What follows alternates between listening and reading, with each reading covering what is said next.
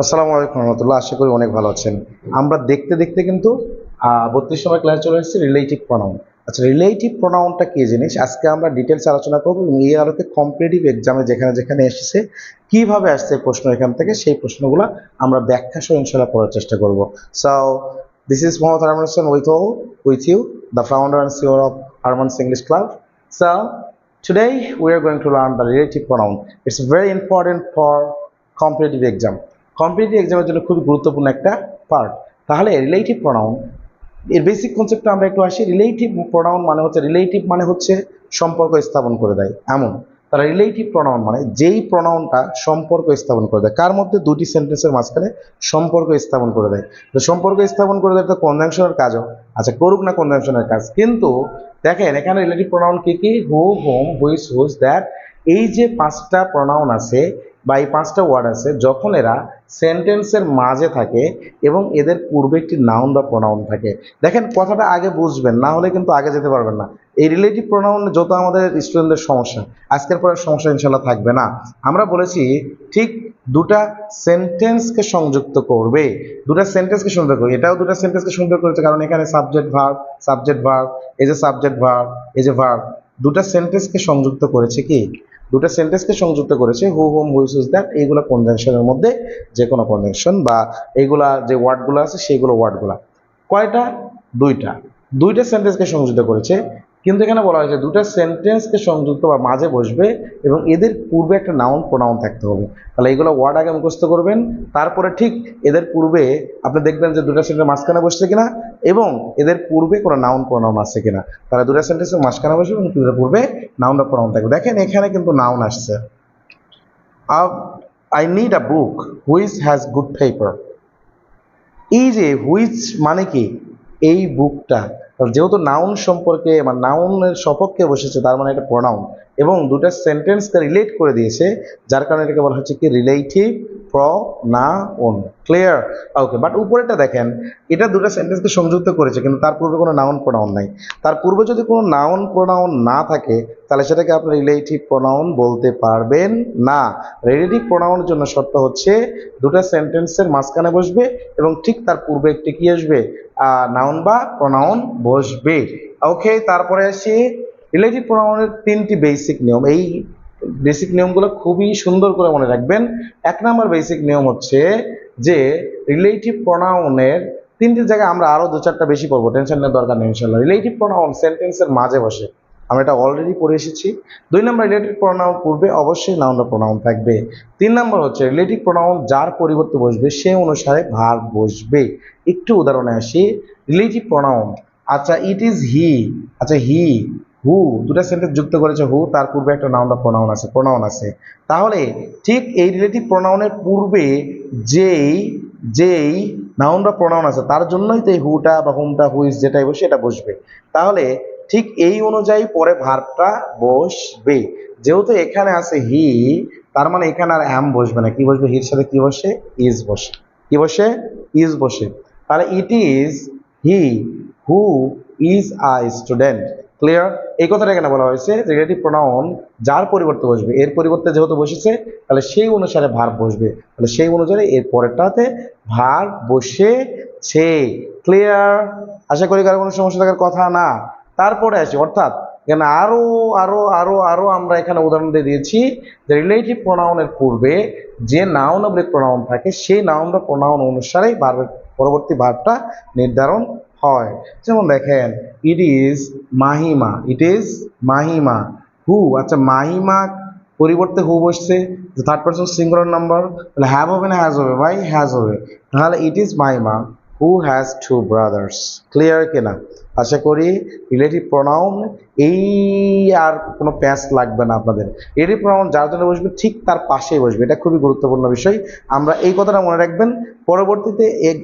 পরবর্তীতে যখন আমরা প্রশ্ন সলভিং করব তখন গিয়ে এই বিষয়টা আমাদের কাজে লাগবে। তাহলে আমরা কি বললাম, যে রিলেটিভ প্রোনাউন যার জন্য বসবে ঠিক তার পাশেই বসবে, মাঝখানে অন্য কোনো ওয়ার্ড থাকবে না। আসি আমরা নোট ওয়ানে আরো কিছু কথা জানি রিলেটিভ সম্পর্কে। হু এবং হোম, আসলে হু হোম হুজ এই তিনটি হচ্ছে স্পেশালি মানে হুটা হচ্ছে সাবজেক্টিভ ফর্ম, হোমটা হচ্ছে অবজেক্টিভ ফর্ম এবং হুজটা হচ্ছে পজেসিভ ফর্ম। স্পেশালি হু এবং হোমটা ব্যক্তিবাচকের জন্য বসে, আর হচ্ছে হুইচটা হচ্ছে পূর্বে যদি নাউন বা প্রোনাউনটা যদি বস্তুবাচক হয়, দ্যাটটা পূর্বে নাউন প্রোনাউন ব্যক্তিবাচক এবং বস্তুবাচক দুটার ক্ষেত্রেই দ্যাট বসে। আর আমাদের আরেকটা ছিল, সেটা হচ্ছে কি হুজটা কোথায় বসে। হুজের আমরা নিয়মটা একটু পরে দেখতেছি যে হুজটা কোথায় বসে। আচ্ছা, 2 নম্বর আমরা মাসলায় আসি, সেটা হচ্ছে হু হুম এর পরে সাবজেক্ট থাকলে, হু হুম এর পরে যদি সাবজেক্ট থাকে তারপরে ভার্ব থাকে, তাহলে অবশ্যই সে সেন্টেন্সে হোম বসবে। কি বসবে? হোম বসবে। যেমন বলা হলো I know the boy who oblique home দেওয়া আছে, রিনা লাইকস। আচ্ছা, রিনা এখানে সাবজেক্ট, তারপর লাইকসটা হচ্ছে ভার্ব। তাহলে বলা হয়েছে হু এবং হোমের পরে যদি সাবজেক্ট তারপরে ভার্ব থাকে, তাহলে সেই ক্ষেত্রে কি বসবে? সেখানে হোম বসবে। কিন্তু নিচেরটাতে বলা হয়েছে যে হু এবং হোমের পরে যদি সাবজেক্ট না থাকে, ঠিক আছে, ডিরেক্ট হু বা হোমের পরে ভার্ব থাকে, তারপরে সাবজেক্ট বা হ্যান তার অন্য কিছু থাকতে পারে, সেটা ভিন্ন কথা। ডিরেক্ট যদি ভার্ব থাকে তাহলে তারপরে কি বসবে? হ্যাঁ, এই যে হু বসবে। যেমন দ্য গার্ল হু, এই যে ডিরেক্ট ভার্ব বসছে, হু এবং হোমের পরে ডিরেক্ট ভার্ব বসছে, তাহলে তাখানে কি হবে? লাইকস বা জেনারেল ভাবে এটা আপনার হচ্ছে হু বসাতে হবে। ক্লিয়ার? তাহলে হু এবং হোমের মাঝখানে আর কারো কোনো সমস্যা থাকার কথা না, আশা করি। এখন আসি, আচ্ছা, রিলেটিভ প্রোনাউন যুক্ত এখানে আরেকটা আছে, সেটা হচ্ছে যে রিলেটিভ প্রোনাউন। এখানে কিছু উদাহরণ দেওয়া আছে আর কি। রিলেটিভ প্রোনাউন যুক্ত হলে তা কমপ্লেক্স সেন্টেন্স হয়। অর্থাৎ রিলেটিভ প্রোনাউন যুক্ত সেন্টেন্সটা, যেই সেন্টেন্সের মধ্যে রিলেটিভ প্রোনাউন থাকবে সেই সেন্টেন্সটাকে বলা হয় কি? Complex sentence. And complex sentence যেহেতু সবসময় দুটো সেন্টেন্সকে যুক্ত করবে এবং এখানে সাবঅর্ডিনেট ক্লজ থাকবে, সাবঅর্ডিনেট কনজাংশন থাকবে। হ্যাঁ, সাবঅর্ডিনেট ক্লজ, কনজাংশন এগুলো সব আগে আমরা পড়িয়েছি, তো সামনে আবারও আমাদের আসতেছে, ইনশাল্লাহ এগুলো পাবো। ওকে, তাহলে একই আমরা সেন্টেন্স দুই একটা দেখি কিভাবে এসেছে। In the sentence I know the man who has done this, এখানে হুটা কি? In this word who is, হুটা কি? Relative pronoun. কেন রিলেটিভ প্রোনাউন? যেহেতু হু আসছে, তার পূর্বে একটা নাউন প্রোনাউন আসছে, তারপর ডিরেক্ট ভার্ব বসছে। ক্লিয়ার কিনা? তাহলে হচ্ছে রিলেটিভ প্রোনাউন। 2 নম্বরে আসে, ফার্স্টে এসেছে I know the girl who turned up this meeting. আচ্ছা, এখানে হুটা কি হয়েছে? এই হুটা হয়েছে রিলেটিভ প্রোনাউন, সহজ হিসাব। ঠিক আছে? আরো কত যে প্রশ্ন আসছে ভাই, বিভিন্ন বিভিন্ন বিভিন্ন জায়গাতে শুধু হুটা। দেখেন, it is I who am to হয়েছে, দেখছেন? ঠিক তার পূর্বে যে নাউন প্রোনাউন থাকবে তার অনুযায়ী ভার্ব বসবে। It is I who am to. Okay, তাহলে এখানে হুটা কি হয়েছে? রিলেটিভ প্রোনাউন হয়েছে। এইগুলো মাসলা পারবেন আপনারা। এখন আসি দেখি এই মাসলাটা আমরা একটু ব্যাখ্যা করব। এই মাসলাটা একটু আমরা ব্যাখ্যা করি। এই মাসলাটা কত জায়গায় এসেছে, নিচের এই মাসলাটা দেখেন কত জায়গায় এসেছে। আমরা একটা কথা ওখানে পড়েছিলাম যে যে আপনার রিলেটিভ প্রোনাউন যার জন্য বসবে ঠিক তার মাথায় বসবে, এই কথাটা কিন্তু মনে রাখতে হবে। এবং তার পূর্বের যে নাউন প্রোনাউন অনুযায়ী পরেরটা কি হবে? মানে হচ্ছে ভার্বটা হবে, সিঙ্গুলার হবে না প্লুরাল হবে, কি হবে সেটা তার পূর্বের নাউনের উপর ডিপেন্ড করবে। তাহলে আসছি সেই অনুযায়ী, বলা হলো the man was tall who came here. আমরা কি বলেছি? হুটাকে দ্য ম্যান, তাহলে অবশ্যই অবশ্যই তার ঘাড়েই হুটা বসতে হবে, অন্য কোথাও বসলে চলবে না। তাহলে বলা হলো দ্য ম্যান কেম টু, এটাও হচ্ছে না হু, তাহলে দ্য ম্যান এরপরে হু বসছে, এটা হতে পারে। তাহলে কেম টু মাই অফিস, হ্যাঁ দ্য ম্যান, জি জি, তাহলে হচ্ছে সি নাম্বার অ্যান্সার। তাহলে ঠিকই হু যার জন্য বসছে তার ঘাড়েই বসবে। ক্লিয়ার?